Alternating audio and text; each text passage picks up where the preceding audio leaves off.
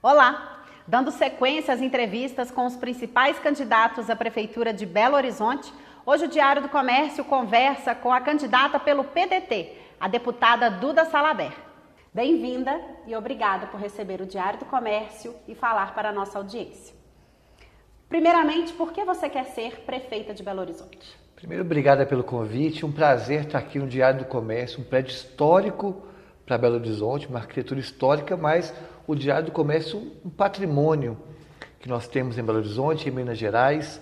Estava antes dos bastidores conversando sobre a importância não só do jornalismo aqui feito, mas também que aqui guarda um acervo importantíssimo da memória de Minas Gerais, de Belo Horizonte. Então, parabéns por todo o trabalho que nos orienta politicamente, porque muitas das matérias produzidas aqui trazem dados importantes para qualificar a nossa atuação política, mas também pelo acolhimento e a preocupação em defender a democracia, nos convidando os candidatos e candidatas para trazer aqui reflexões profundas sobre Belo Horizonte, sobre a cidade e a sociedade que sonhamos. Isso passa pelo desejo coletivo que nos coloca hoje como candidato à Prefeitura de BH. E queremos ser prefeita de Belo Horizonte para que Belo Horizonte se transforme de fato numa cidade educadora.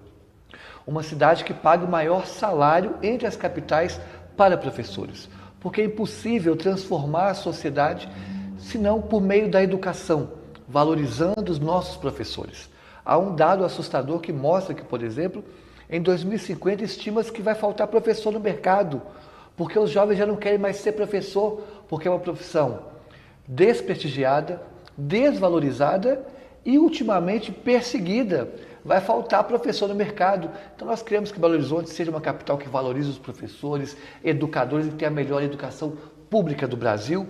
Mas para isso, para oferecer uma educação pública de qualidade, um transporte de qualidade, uma saúde de qualidade e voltar a ser uma cidade-jardim, eu quero ser prefeita para enfrentar as 3 grandes máfias que impedem o crescimento socioeconômico de Belo Horizonte, que é a máfia da Lagoa da Pampulha, que lucra com a Lagoa Suja, a máfia do transporte público, que lucra ao entregar para a cidade um transporte de péssima qualidade e caro, e também a máfia do lixo, que lucra com a cidade suja, lucra ao fazer com que não tenhamos coleta seletiva avançando na cidade e, pior, lucra impedindo que nós demos melhor estrutura para os catadores e catadoras de material reciclável. As primeiras pesquisas apontavam aí uma possibilidade de não termos um candidato à esquerda no segundo turno.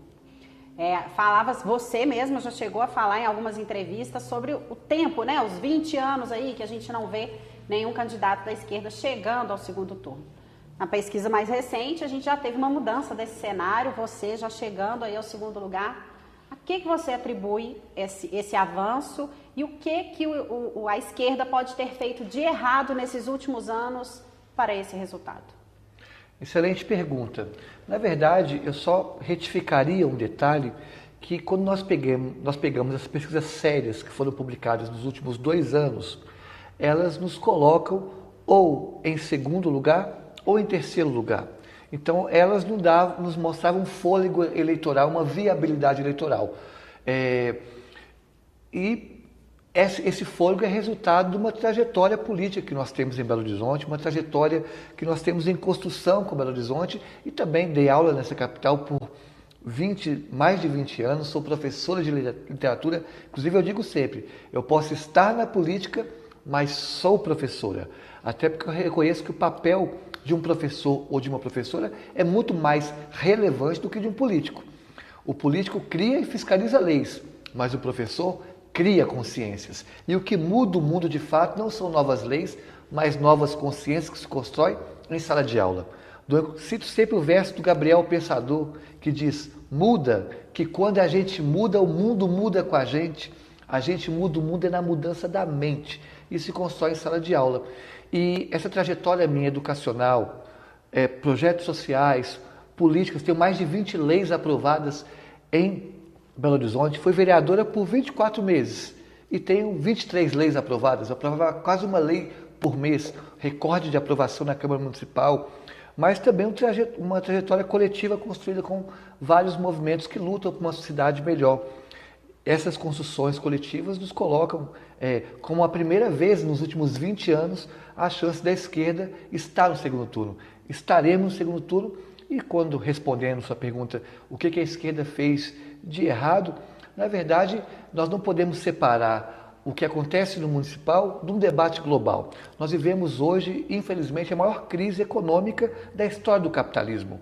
E quando há uma crise econômica tamanha, há um terreno fértil para a ascensão de governos totalitários, autocráticos e da ultradireita, que é um fenômeno global, que nós temos que rechaçar.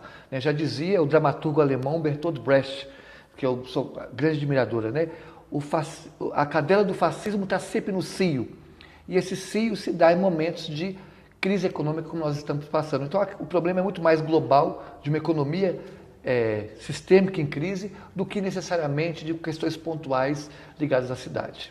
A gente sabe que um dos grandes gargalos da capital mineira diz respeito aí à mobilidade urbana. E você é uma das grandes críticas aos subsídios que é repassado aí às empresas do transporte público. Qual é o caminho? Tem solução? Nosso problema na capital e na região metropolitana tem solução? Por onde passa essa solução? É BRT? É Rodoanel? É modernização do anel? O que você, como prefeita, poderia fazer? Eu dei aula por 20 anos de literatura e quando nós vamos analisar um poema na literatura, a gente diz que o mais importante não é o que se diz, mas como se diz. E no caso do subsídio, eu não tenho problema algum com o subsídio, mas sim como o subsídio é tratado em Belo Horizonte. Inclusive, acredito que o subsídio é importante para o transporte público e sou, inclusive, entusiasta e defensora em Brasília da criação do SUM, o Sistema Único de Mobilidade Urbana. Assim como existe o SUS para a saúde, faríamos algo parecido com a mobilidade urbana, em que o governo federal, junto com estados e municípios, não só pensaria de forma holística o transporte, mas também pensaria subsídios, já que muitos municípios têm um sistema de transporte colapsando justamente por falta de recursos para poder sustentar o transporte. Então, o subsídio eu sou favorável e acho que é um caminho que a gente tem que seguir. O problema é que em Belo Horizonte nós temos a chamada máfia do transporte público.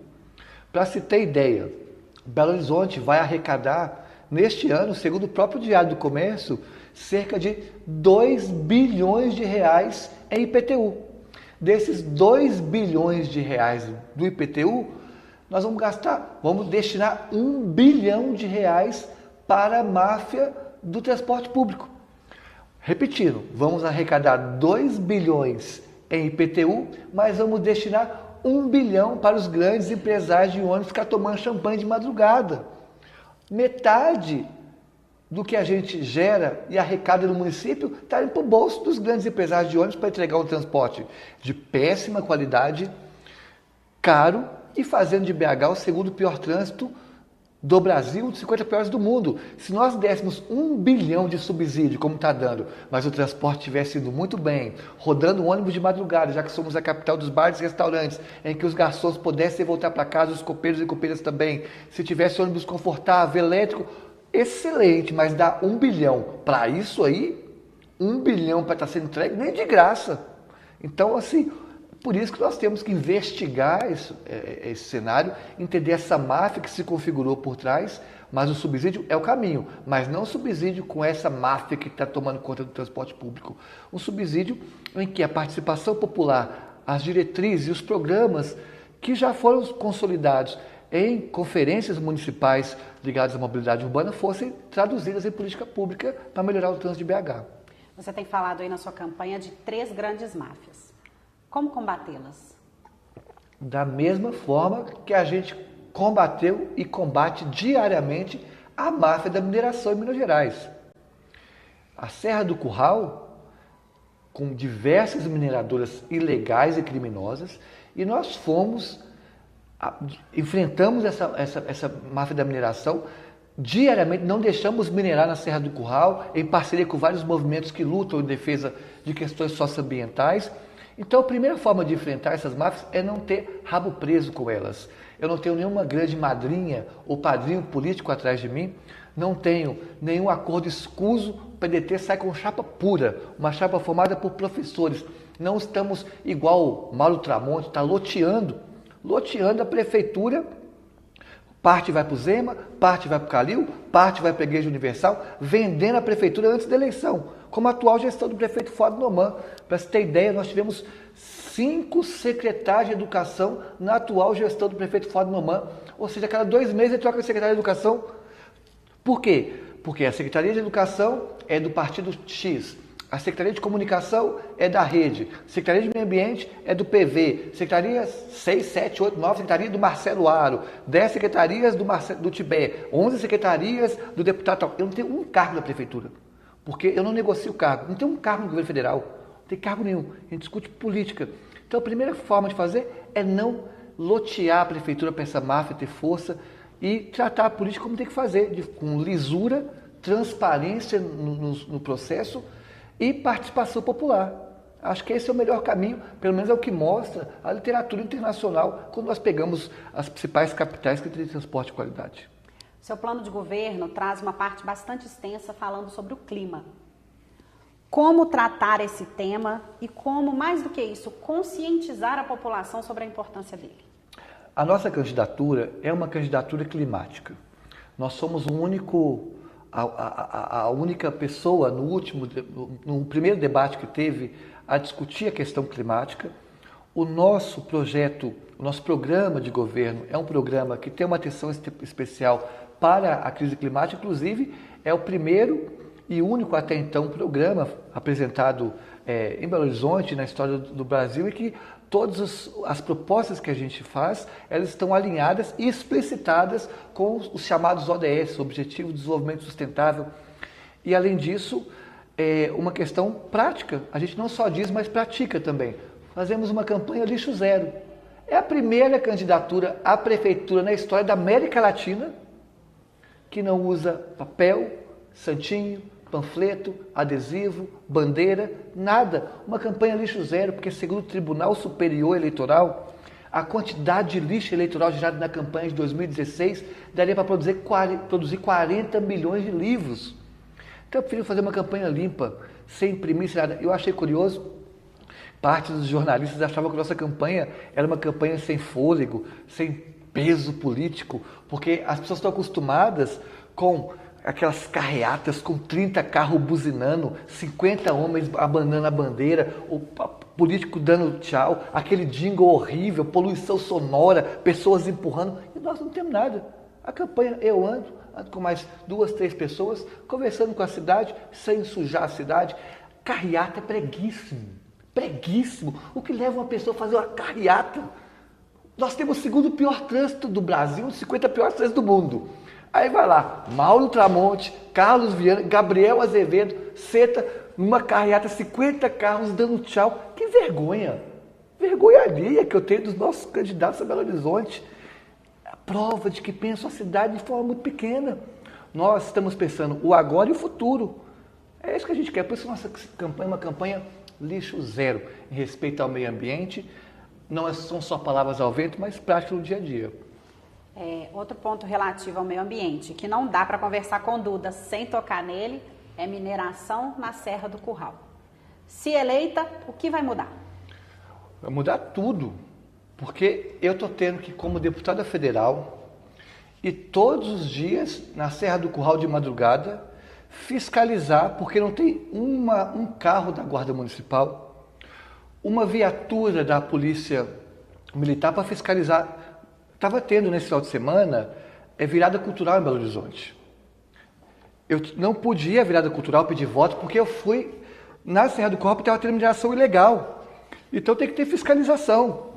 E um dado curioso, denunciei a mineração ilegal que estava acontecendo ali, ligamos para a polícia demorou horas para chegar lá. Então nós garantimos fiscalização e não vamos minerar 1 centímetro da Serra do Curral. E eu digo isso, não é um debate estritamente ambiental, é um debate econômico. A mineração, vou dizer o estado de Minas, a mineração representa hoje, em Minas Gerais, 4% do PIB em média nos últimos 10 anos. Nos últimos 10 anos, a mineração representa 4% do PIB, 2% dos impostos arrecadados e 1,3% dos empregos diretos. Ou seja, no contexto de crise climática, em que em Minas Gerais minera-se e destrói nossos aquíferos, há que se pensar um outro modelo econômico para Minas Gerais. E queremos colocar Belo Horizonte como polo para rediscutir essa virada econômica para o estado de Minas Gerais, em que a mineração ela não tem que ser a principal fonte de destruição dos nossos biomas, mas ser a defesa deles e buscarmos outros meios de o estado crescer. Nos últimos anos, Belo Horizonte perdeu parte da sua população, parte dos investimentos privados para as cidades do entorno, especialmente Nova Lima, né, que a gente sabe que se tornou um reduto financeiro, econômico, de desenvolvimento na região metropolitana. Você avalia esse movimento como positivo? Existe alguma forma dele ser positivo para Belo Horizonte? E se não, como revertê-lo? Então, Belo Horizonte, primeiro, essa ida e crescimento para outros municípios ao redor, conurbados a BH, se deve a diversos fatores. Dentre eles, citando um exemplo, a burocracia que nós temos no nosso município. Há que se rever o código de posturas aqui. Vem um comerciante, quer instalar um bar, um comércio, um restaurante, não pode fazer nada. O comerciante não pode colocar uma música ao vivo, não pode colocar uma cadeira, uma mesa na rua, que vem a prefeitura multar. Então, rever o código de postura para que nós materializamos no dia a dia o fato de nós sermos a capital mundial dos bares e restaurantes.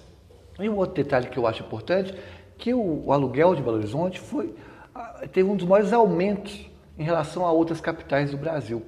Isso se deve a diversos fatores, dentre eles o fato que nós temos em Belo Horizonte cerca de inúmeros imóveis abandonados. Um dado assustador, para cada pessoa em situação de rua que nós temos 20 vezes mais imóveis abandonados ou vazios.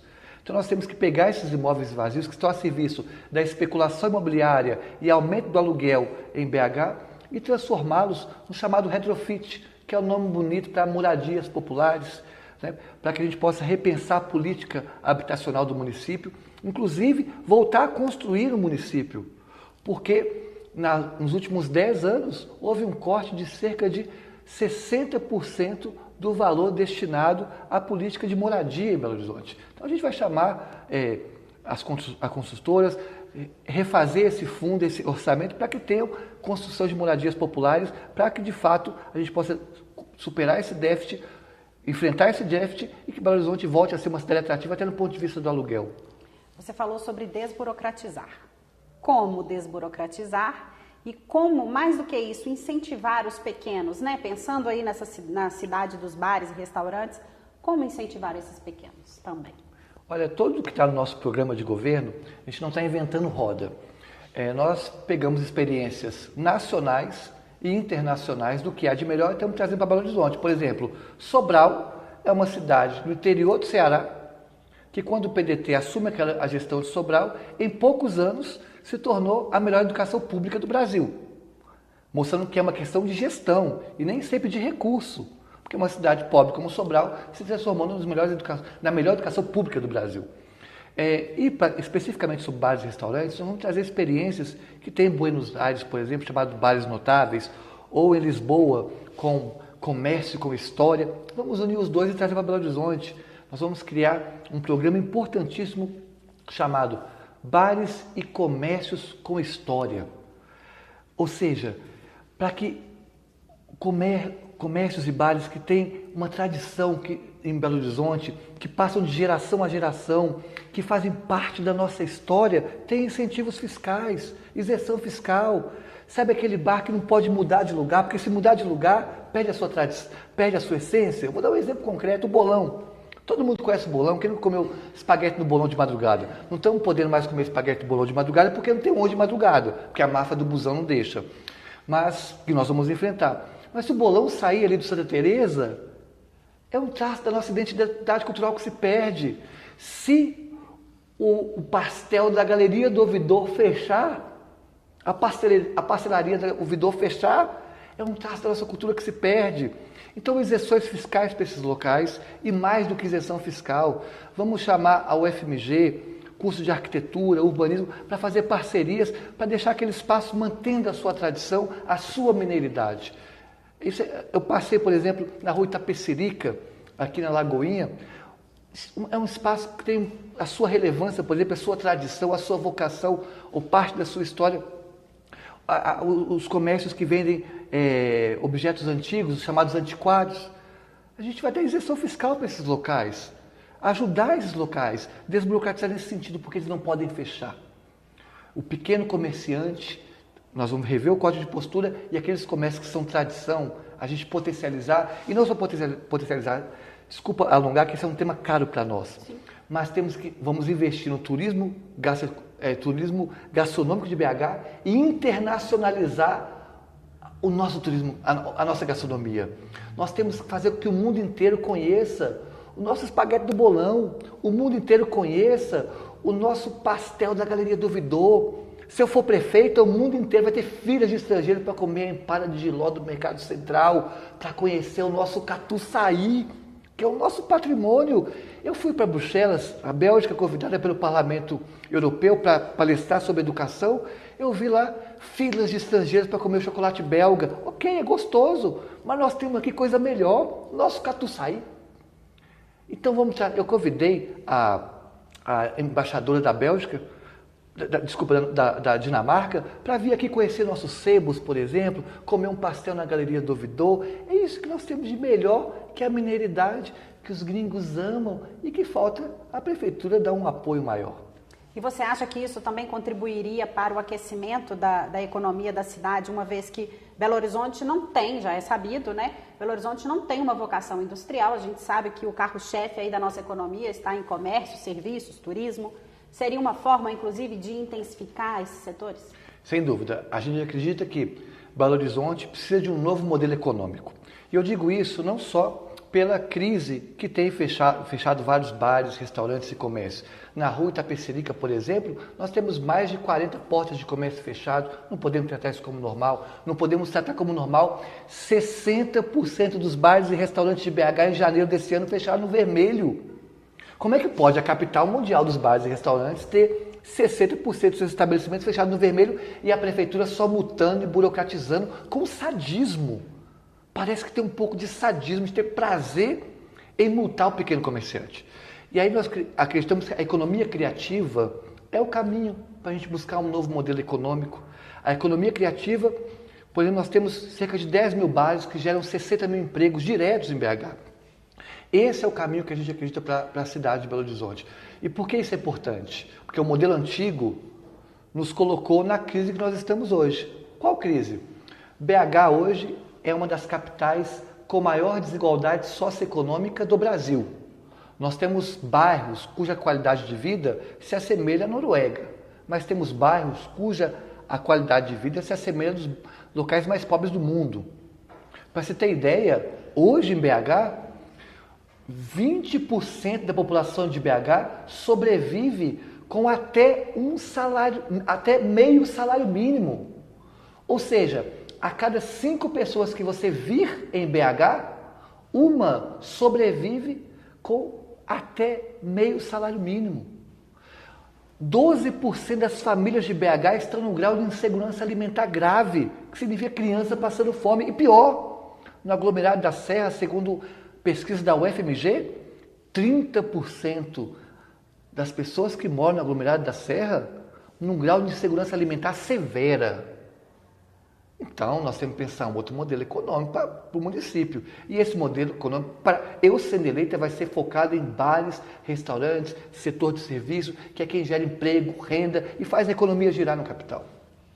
E a integração com a região metropolitana? A gente sabe que como capital do estado, né, como a principal cidade do estado e, obviamente, da região metropolitana, é imprescindível que o executivo municipal da capital lidere, vamos dizer assim, esses demais municípios. Como fazer isso, pensando inclusive numa relação saudável com o governo do estado?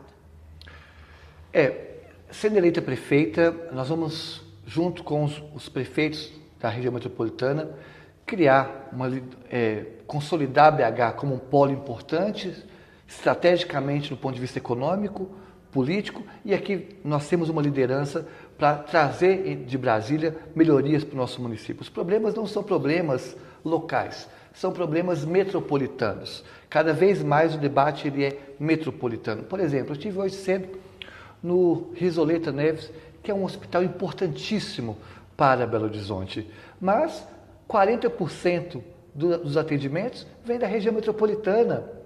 Então há que se fazer, por exemplo, no campo da saúde, um novo plano metropolitano ou intermunicipal pensando a saúde, porque alguns atendimentos de alta complexidade ficam em Belo Horizonte. Mas não faz sentido aumentarmos a alta complexidade em alguns municípios se os atendimentos vêm para BH. Então há que se pensar metropolitanamente juntos, junto com o governador do estado, que vai nos ajudar nesse sentido, um projeto para a saúde, para a educação, para a moradia e, sobretudo, para o trânsito da região metropolitana. Vou dar um exemplo concreto. No caso, a gente estava discutindo no Risoleta Neves hoje mais cedo. Muitos médicos não querem ir para lá ou trabalhar lá por causa do trânsito. O trânsito porque atravessa toda a região metropolitana ali e dificulta o acesso àquele local, à região norte da cidade. Vamos discutir meio ambiente, vai discutir a Lagoa da Pampulha? Não tem como discutir a Lagoa da Pampulha sem conversar com a prefeita de Contagem. O problema é que nós tivemos gestões anteriores que olhavam só para o seu umbigo, olhavam só para o município. O município sozinho não tem força para resolver os problemas estruturais, como por exemplo a mobilidade que eu disse, que nós temos que tirar do papel o Sistema Único de Mobilidade Urbana. Então, que vamos liderar a região metropolitana para que esses prefeitos, conjuntamente comigo, conversemos com o presidente Lula para tirar do papel esse projeto tão importante para o Estado. E o governador, tenho certeza que vai apoiar esse diálogo, porque é um diálogo feito para questões que não são ideológicas, não são partidárias, são questões boas para qualquer cidadão.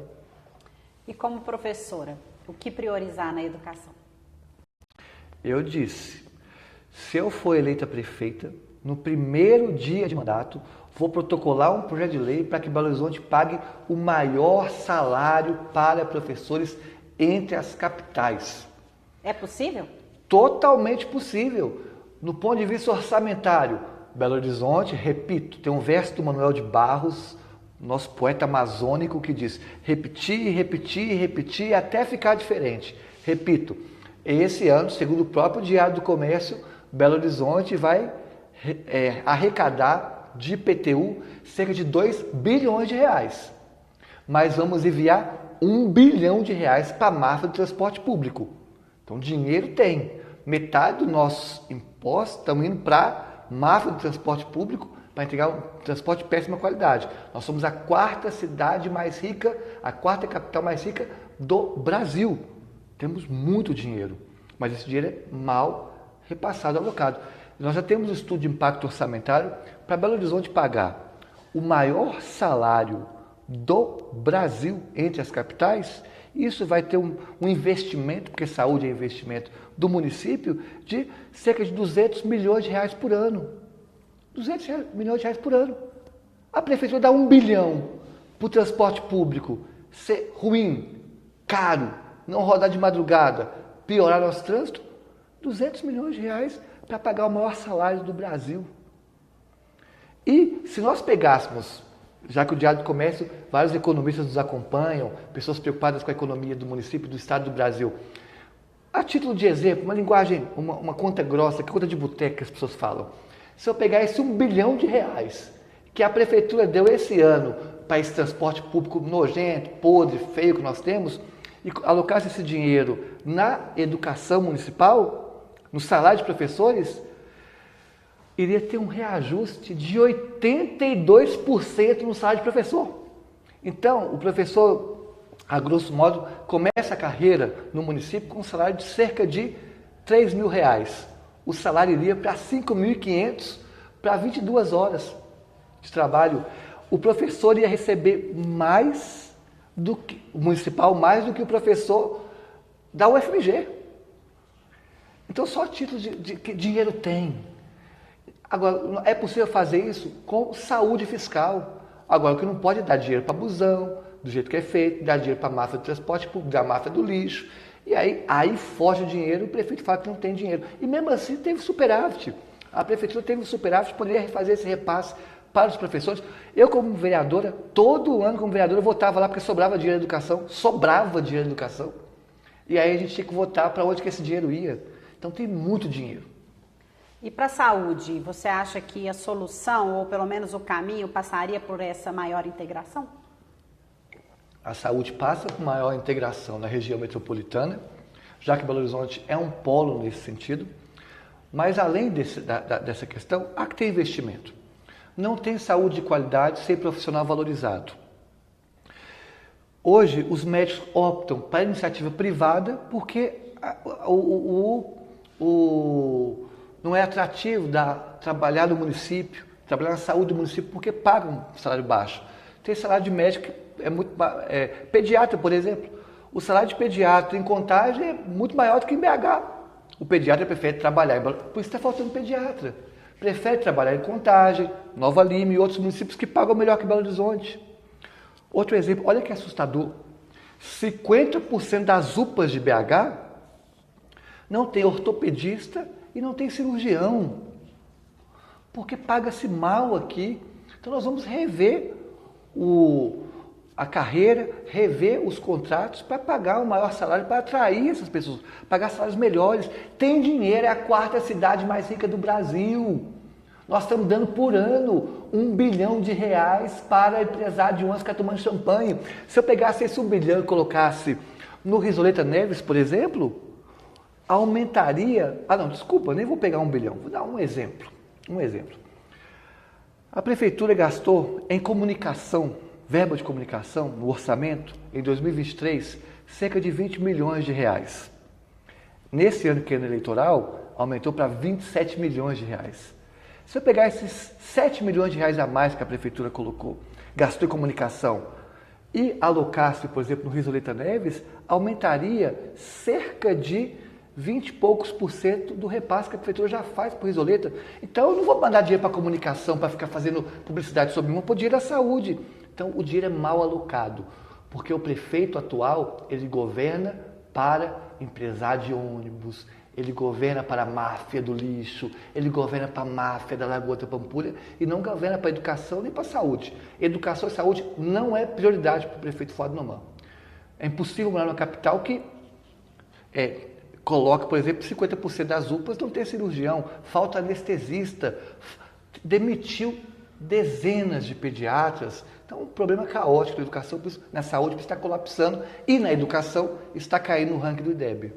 E aí não tem como a gente deixar de falar também sobre segurança pública, que passa um pouco também pela questão das pessoas em situação de rua. Como resolver, como tratar desses quesitos? Belo Horizonte entrou no ranking das 50 cidades mais perigosas do planeta.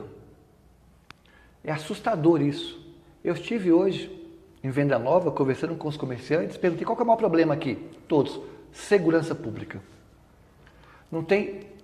É porque a atual gestão colocou a Guarda Municipal para multar o cidadão e não para proteger o cidadão. O papel de multar é de outra alçada, não tem que ser da Guarda. A Guarda tem que proteger. E proteger, nós vamos dar uma estrutura melhor para a Guarda Municipal, melhor equipamento para a Guarda Municipal. E quando eu falo equipamento, não é só equipamento de colete, viatura. É dar também para a Guarda Municipal saúde mental, um programa de saúde mental. A Guarda Municipal fez minha escolta no passado, quando eu sofri ameaças de grupos neonazistas. Os guardas me diziam, a quantidade de guarda que está cometendo autoextermínio, suicídio, adoecendo e aposentando é assustadora. Porque não tem estrutura, recebe um salário baixo e adoecendo. Então vamos dar uma melhor estrutura, mas o que eu acho melhor que a prefeitura pode atuar é na prevenção. E de que forma? Nós vamos mapear as regiões de maior vulnerabilidade socioeconômica em BH e nesses locais fazer o que acontece em Fortaleza, numa política de esporte chamada Rede Cuca. Vamos trazer para BH, que é colocar poliesportivos nas áreas de maior vulnerabilidade social. Belo Horizonte não tem nenhum poliesportivo público. Não existe em Belo Horizonte um poliesportivo público para a juventude. Vamos criar esse polo esportivo para ter piscina olímpica, para formar atleta, pontos de acesso à cultura, produção de cultura, esporte, lazer, porque eu não gosto muito do termo segurança pública, eu gosto do termo segurança de direito. E se for prefeito, nós vamos assegurar o direito à moradia, direito à escola em tempo integral, direito à vaga da creche, direito a lazer, cultura, esporte. E aí a gente mitiga, diminui esse cenário de violência que colocou BH como uma das 50 cidades mais violentas do mundo. Por quê? Porque o nosso dinheiro que poderia estar sendo usado para isso está indo para o bolso, desculpa repetir, mas para o bolso de empresário de ônibus ficar tomando champanhe de madrugada. Então, na sua opinião, não seria necessário trabalhar, batalhar para aumentar a arrecadação do município? Seria mais uma questão de reorganizar a distribuição? Hoje é uma questão mais de reorganizar. O município de Belo Horizonte é um município rico. Nós somos a 4ª cidade mais rica do Brasil. Está rodando em superávit no último semestre. Dinheiro tem. Tem um município que tem dinheiro, mas tem o 2º pior trânsito do Brasil, um dos 50 piores do mundo. As 50 cidades mais violentas do mundo. 33 mil pessoas na fila para cirurgia eletiva. Não tem pediatra no seu posto de saúde, não tem ortopedista, não tem anestesista, não tem cirurgião. Uma cidade que recicla só 0,55% do seu lixo, não recicla nem 1% do lixo. Uma cidade que está caindo no IDEB, que é quem avalia a qualidade do ensino. Uma cidade que não paga, inclusive, o piso salarial para professores. Para onde está esse dinheiro? Eu já falei aqui antes, então é redistribuir e alocar. Qual que é a prioridade? A nossa prioridade é educação, saúde, transporte público e moradia. E para terminar, pessoas em situação de rua, esses 20 imóveis abandonados ou vazios para cada pessoa em situação de rua, fazer retrofit, ou seja, moradia popular, um trabalho maior de assistência social. E um detalhe que eu acho importante que ninguém fala. Se a gente for eleita prefeita, nós vamos ter um trabalho muito especial com os catadores e catadores de material reciclável, que desempenham um papel importantíssimo na cidade. Um trabalho de educação ambiental, um trabalho que a prefeitura não faz, um trabalho muito importante. Nós temos que fortalecer as cooperativas de material reciclável, porque muitos dos catadores estão em situação de rua e eles, cooperados e organizados, conseguem ter renda, melhorar sua situação e, inclusive, buscar novas perspectivas. Você falou aí bastante sobre incentivar setores como turismo, gastronomia, que é o que a gente conhece hoje como a indústria criativa. Isso. Você acredita que o nosso futuro passe por esses setores? O presente de Belo Horizonte é construído pela economia criativa e o futuro também o será. Sou apaixonada pela economia criativa, sou apaixonada pelos nossos bares. Sabe aquele bar pequenininho que a gente passa que vende ovo colorido? Eu sou vegana, não como ovo, mas que vende ovo colorido. Um patrimônio. Nenhum lugar do mundo tem algo parecido com isso. E a gente tem que valorizar, apertar a mão daquele comerciante e falar, olha, se você colocar 2 mesas aqui no seu bar que vende ovo colorido, você não vai ser multado, não. Você está ajudando, porque a gente está estressado, tentando trabalhar. A gente não quer só comida, quer bebida, diversão e arte. Aí a gente chega sexta-feira à noite, vai sair, os bares todos fechados. Por quê? Porque não tem ônibus para levar os trabalhadores ali. Então, é rever o código de postura, porque nós sabemos que a economia criativa não cresce em BH, não gera mais emprego, mais renda, porque existe um código de postura burocrático, retrógrado. Olha só, a gente viu, eu posso estar errado, porque falando de cabeça aqui, são muitos dados, mas se estiver errado, vocês me corrijam, por favor, coloquem embaixo aqui na legenda. Mas pelo que eu vi, parece que o tanto que a prefeitura arrecadou multando o bar em BH foi cerca de R$800 mil. R$800 mil ao todo de multa. Ô, gente, vamos conversar bar por bar por bar, entender a especificidade de cada um. A prefeitura tem que ajudar esses bares e não multar esses bares. É lógico que em caso extremo, a multa tem o caráter educativo. O que é R$800 mil para a prefeitura? Mas para o bar que foi multado, pode fechar aquele bar. Por isso eu termino dizendo, 30% do comércio de Belo Horizonte tem dívida municipal. Se eu for eleita prefeita, nós vamos fazer um refis. refinanciar essas dívidas para que os bairros tenham mais pujantes e tenham mais poder de investimento e geração de emprego e renda. Para a gente já caminhar para o final, a gente tem que falar um pouquinho de política. Você passou pela Câmara dos Vereadores e eu queria saber como vai ser o seu relacionamento com o Legislativo. Vai ser igual ou melhor do que quando eu fui vereadora. Eu fiquei vereadora 24 meses. Aprovei 22, 23 leis. Uma lei por mês. Dessas 22 ou 23 leis, acho que pelo menos 20, mais de 20 pelo menos, foi aprovada por unanimidade. Unindo esquerda, direita, extrema esquerda, extrema direita. Como foi aprovado o meu projeto, eu sou há 1 ano e meio como deputada federal, aprovei um projeto de lei que obriga as escolas do país a distribuírem e oferecer água potável para os seus alunos. Porque mais de 1 milhão de estudantes no Brasil não têm acesso à água potável nas escolas. Só em Minas Gerais, mais de 100 escolas não têm acesso à água potável. Em BH, 2 não têm água potável. Vai ser obrigatório agora, foi aprovado. E foi aprovado, como é a lei aprovada. E foi aprovado por unanimidade. Porque eu não fui eleita para dizer se o correto é obrigada ou obrigado. Eu fui eleita para discutir temas caros para a sociedade, como saúde, educação, moradia. E o vereador que for contrário a isso, ele está contra a cidade. Eu vou chamar os vereadores de espectro ideológicos diferentes, vamos discutir como que a gente faz para ter mais pediatra em Belo Horizonte? Como que a gente faz para o IDEB crescer em Belo Horizonte? Como a gente faz para Belo Horizonte voltar a ser uma cidade jardim, já que no ano passado foi a cidade que mais aqueceu, a capital, melhor dizendo, que mais aqueceu no Brasil. Está quente, crise respiratória, está seca, porque no ano passado o prefeito cotou em média 20 árvores por dia em BH, recebeu o apelido, o prêmio de prefeito motosserra, porque nunca se cortou tanta árvore em Belo Horizonte. Sabe quanto que tem no orçamento de Belo Horizonte para plantio de árvore? 0 centavos. 0 centavos. Bom, faz assim, prefeito. Em vez de mandar 1 bilhão para dono de empresa de ônibus ficar tomando champanhe de madrugada, faz assim. Pois só 999 milhões, pode ser? E separa 1 milhãozinho só para a gente plantar árvore em BH. Seria legal, mas não tem nenhum centavo. Porque os plantios de árvore que tem aqui vêm de compensação ambiental. O que significa isso? O prefeito destrói, corta a árvore, aí tem que compensar. Aí compensar essas árvores de compensação que ele vai plantando. Ou seja, trágico o cenário. Desculpa, me perdi na sua pergunta, mas a relação nossa com os vereadores é uma relação boa, buscando melhor para a cidade. Para a gente encerrar, como não poderia deixar de ser, a gente quer falar sobre futuro. Qual é a Belo Horizonte do futuro que a Duda, eleita ou não eleita, deseja ver?